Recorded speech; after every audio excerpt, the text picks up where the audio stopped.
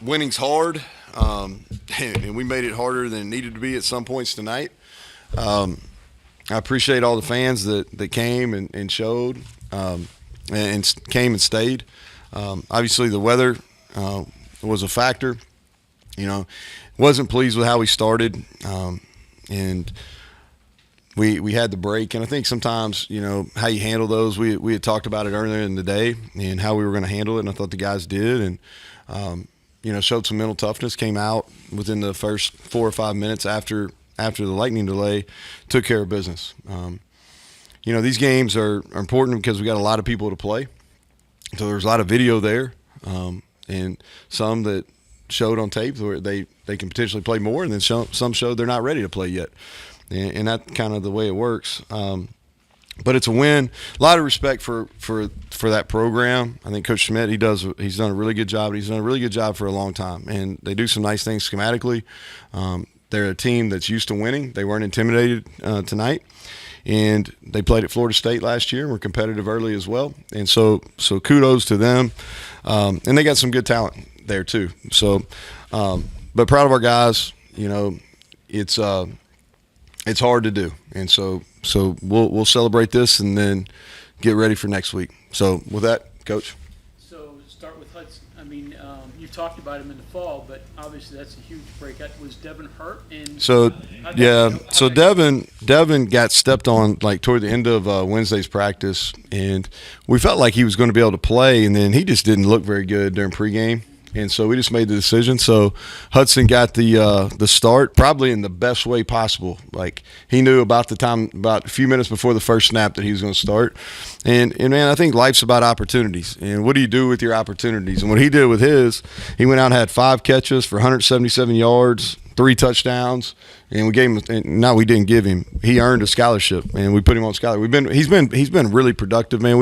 In practice, and we were just waiting for him to do it in a game, and he broke out. And so, man, super happy for him. Gatorade Player of the Year in the state of West Virginia, and had a phenomenal senior year. You could see him. He's not one of these guys that's just going to be okay. He's got a real chance. He can run. And so he's really progressed over the last year, and so happy for him and his family also. Scholarship in the locker room afterwards? Yeah, right then, man. Battle time promotion. Duquesne had 6 pass plays of 15 yards or more tonight. Yeah, that's concerning. What's it going to take to clean up some of those breakdowns? Yeah, that's we got to be better in the secondary. Like that's, our hope was we brought in some veterans and we were going to fix that, and quite frankly, we haven't done that through 2 games. And so we've got to go back to the drawing board. Now we worked on some things last week that we didn't show in this game because who we got coming up. But we got to get those things corrected. And some of it's just a little bit of when it's time to go play, we got to make plays. We had guys falling down the first quarter. Just falling down. And so we've got to play better. I thought the rest of the second quarter, beginning of the third, they got in the spots they were supposed to be. Some of those down later in the third into the fourth, where we had our 3s and 4s in. Not as concerned with those. Not that it's okay, but some of them early. Now the one kid can run. He's legit fast. The Keyshawn Brown, he can really run. But still, we got to be better. It's to say I'm frustrated with that would be an understatement. Downfield plays, more explosive plays this time.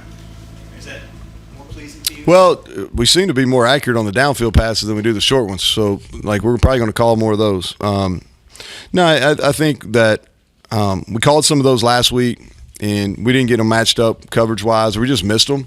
And tonight we were intentional about calling them more. We practiced them quite a bit on Monday, Tuesday, and Wednesday.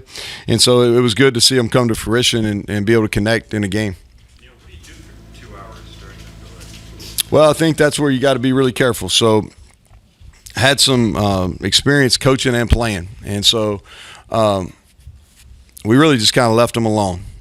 And it kept resetting. And so we just left them alone. We met as coaches for a minute, and I wasn't real pleased at the start of that. Probably the break was as good for me as anybody because I was at kind of a breaking point there with just how we played early.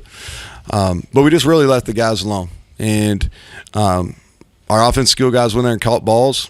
Sometimes you could tell after that. Sometimes you couldn't. But we caught a bunch of balls. Coach Mike when we felt like pretty good that was going to be the last 30-minute break, then we treated it like a halftime, and then we started our warm up process inside, and then carried it out onto the field. And listen, like that's hard to do. You shut down everything, and so credit to our guys. Like I'm frustrated with how we played early, but I'm really pleased with how they handled adversity. We challenged them in the locker room about being mentally tough, and the response was good, and they came out and took care of business. Coach, how would you describe the vibe or the feeling around the team early on when it kind of was unraveling in a bad way? Because obviously it didn't go well early on, but unraveling is a strong word, Mike.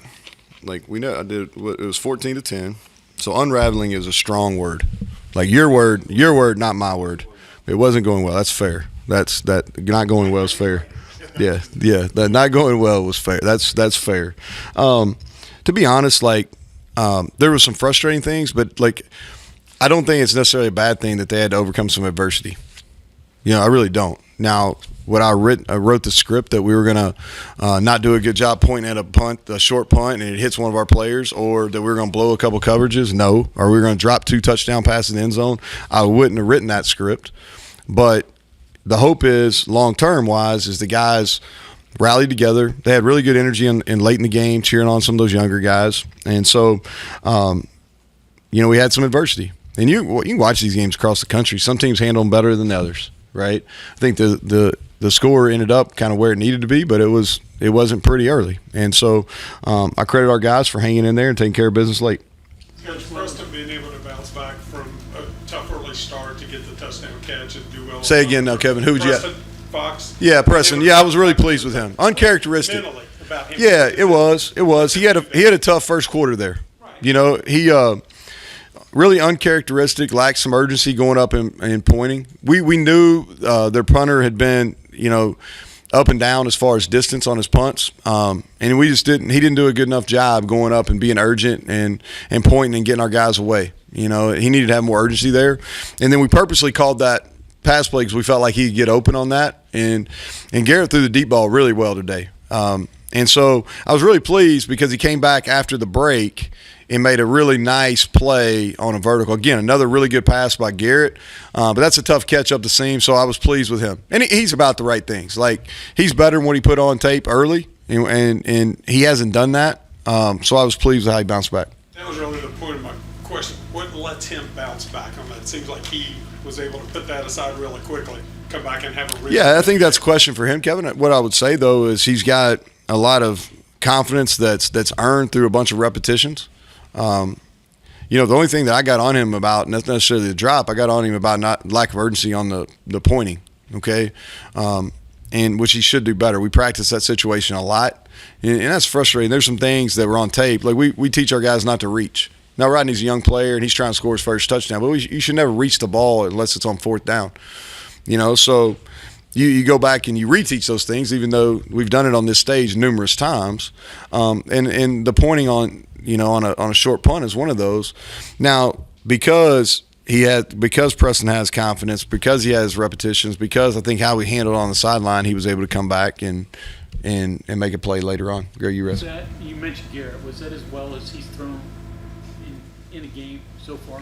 Yeah, he made some really nice plays in the Kansas State game. Everybody kind of overlooks that because the first interception, if you remember, he threw an interception early against Kansas State, but that was a strike. We ran the route poorly. So he threw, if you remember, he had the 70, 60, high 60, early 70, hit Sam James right in stride.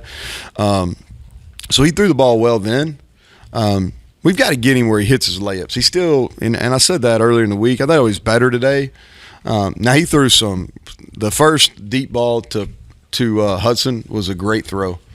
And he threw the one to Preston was a great throw. He threw one to Jeremiah Aaron he didn't make play on. That was a great throw. And so he probably threw the deep ball better today than he has in a game. I like what you got out of Jaheim White and Justin Johnson. Well, Justin didn't play. Justin was banged up, so he missed the game. Big DJ Oliver's who you're talking about. Yeah, so those guys got a bright future. Jaheim didn't practice on Tuesday and Wednesday of the Penn State game, so didn't feel like it was fair to play him. And so he got better as the week went, and he practiced all week. And so I think he's got a chance to be special. You know, he's strong. He's not real tall, but he's strong. He's got really good hands. He picked up a blitz tonight, did a nice job. He breaks tackles. He got. I would have liked to see him score on that first long run he had. You know, I think he got a little tired, but he's got a bright future. How would you evaluate Rodney Gallagher? Obviously, Yeah, you know, his half there. And he did, but he's getting out and playing and kind of working through it. You know, he like as soon as he came over to me, he's like, I shouldn't have reached it out. Yeah, I'm like, yeah, I wish you would have noticed that a few seconds ago. But he's going to play a lot of really good football here. And always, if you remember me saying this, Mike, back even at the end of the recruiting process after he signed, I was like, I think we got to be careful with our expectations of him. You know, because he hasn't played a whole lot of the receiver. The thing that I've been really proud of him about is his play on special teams and his willingness to block. And he's been physical. And so I wish he would have got in the end zone there. But I was pleased overall with how he did. Traylon Ray hurt. Traylon Ray's out. Yeah. So, you know, part of it is just the volume of work probably because he didn't get here till the last week of June. And so he dealt with an injury the week before Penn State. Didn't practice on Tuesday, did practice on Wednesday, played a little bit against Penn State, and then practiced a little bit on Tuesday. And then we just made the decision, like, let's shut him down, let's rest him. Now the lightning break was good for him. He got 2+ hours of rehab in, so that was he was working while kind of everybody else was hanging out. The hope is that he can get back and on Monday be ready to go. We need him. Oliver Straw. Yeah, he turned his ankle. I don't know. We'll know more. A lot of times overnight, see how those things swell. How can you continue to get Cole Taylor more involved in the offense? Yeah, we'll continue. If this game was closer, we had some things like he's been consistent. You know, he and Devin have been the most consistent as far as making plays on the ball during fall camp, and so we'll continue to use him. He's got a really good skill set. He's blocked well too. He's done a nice job. He did a nice job against the Penn State guys. What do you think of Nico's reps after he came in and started the third? Yeah, little. He was juiced early and then kind of calmed down. I thought he managed the game well. He had a couple good runs that were that they got him on the edge. I thought that kind of broke it up. He had a great throw to Jeremiah there on a dig on a ball a play he scrambled and hit Jeremiah on a dig. And so it's hard to tell until you watch it. But I thought he was ready to play. He was locked in. Chad called the plays all during the second half, and I thought he did a nice job too. Kept Nico in a good rhythm. How do you feel about the receivers? Because you're talking about guys who are in and out of the lineup. You have young guys. Hudson kind of comes out of nowhere. A lot of options, but also a lot of options. Yeah, well, we just haven't been consistent, Mike. You've watched it. You know, we just haven't been consistent enough there. And I think our talent's good enough. Devin's played a lot of football. He'll be back. I hope he's full go on Monday, if not Tuesday. But we've got to get him some help. You know, Hudson showed today that he can play, and that'll increase his playing time. But we need some of those other guys to step up and go. You know, Rodney got some opportunities. Traylon Ray will really help us when he's healthy. He's going to play. When he's healthy, he's going to play. But we've been inconsistent there, you know, and we've got to get better. I think, you know, our receiver play and improving in the secondary are going to be absolutely critical to the success we'll have moving forward. Can he take the next step and do that against some higher competition? Yeah, he's going to get opportunities for sure. You know, the thing that for him is physically he's ready. The thing that he's done is he's had mistakes, and he didn't have those tonight. I never worry about the moment being too big. He played in some big high school football games. I mean, he probably had the best state championship game I've ever seen. You know, we had bowl practice that day, so I couldn't go, but I was sitting there watching it on the live feed, and I couldn't believe it. I don't know how many touchdowns. He's 6 or 8 touchdowns. It's something crazy.